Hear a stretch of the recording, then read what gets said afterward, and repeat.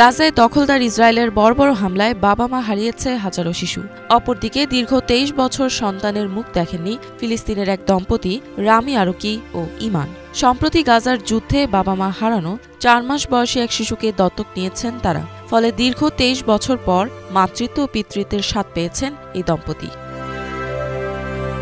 শুধু রামি আরকি আর ইমানই নয়, তাদের মতো আরও অনেক দম্পতি এখন গাজার এতিম শিশুদের দত্তক নিতে আগ্রহ দেখাচ্ছেন।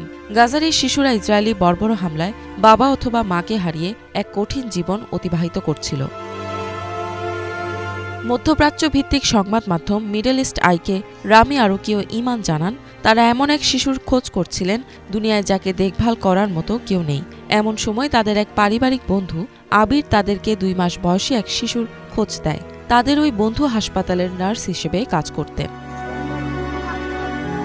আবির জানায় বিমান হামলা থেকে বেঁচে ফিরেছে ওই শিশু, তবে তার বাবা মাকে অনেক চেষ্টা করেও খুঁজে পাওয়া যায়নি। অবশেষে গাজার স্বরাষ্ট্র মন্ত্রণালয় থেকে অনুমতি নিয়ে এই শিশুটিকে দত্তক নেন রামি আরকি ও ইমান। তারা শিশুটির নাম দিয়েছেন জান্নাত।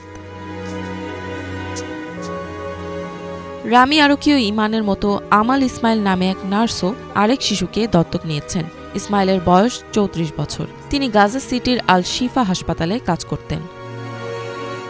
২০২৩ সালের নভেম্বর মাসে ৩০ নবজাতককে আনা হয় আল শিফা হাসপাতালে। এই নবজাতক শিশুদের শারীরিক অবস্থা অত্যন্ত নাজুক ছিল। উন্নত চিকিৎসার জন্য এই শিশুদেরকে মিশরে নেওয়া প্রয়োজন হয়ে পড়ে। সে সময় দেখা যায় একটি শিশুর সাথে কেউ নেই। হাসপাতালের কেউই তাকে বাবা মা ছাড়া মিশরে পাঠাতে রাজি হননি। ওই সময় শিশুটিকে প্রায় ৫০ জন দত্তক নেওয়ার আগ্রহ প্রকাশ করে।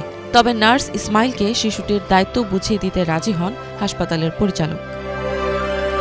নার্স ইসমাইল তার দত্তক নেওয়া শিশুর নাম রেখেছেন মালাক। মালাক অর্থ পরী। ইসমাইল বলেন, এই শিশুটিকে সবাই অজ্ঞাত বলে ডাকছিল। পরে তিনি শিশুটির নাম দিয়েছেন পরী।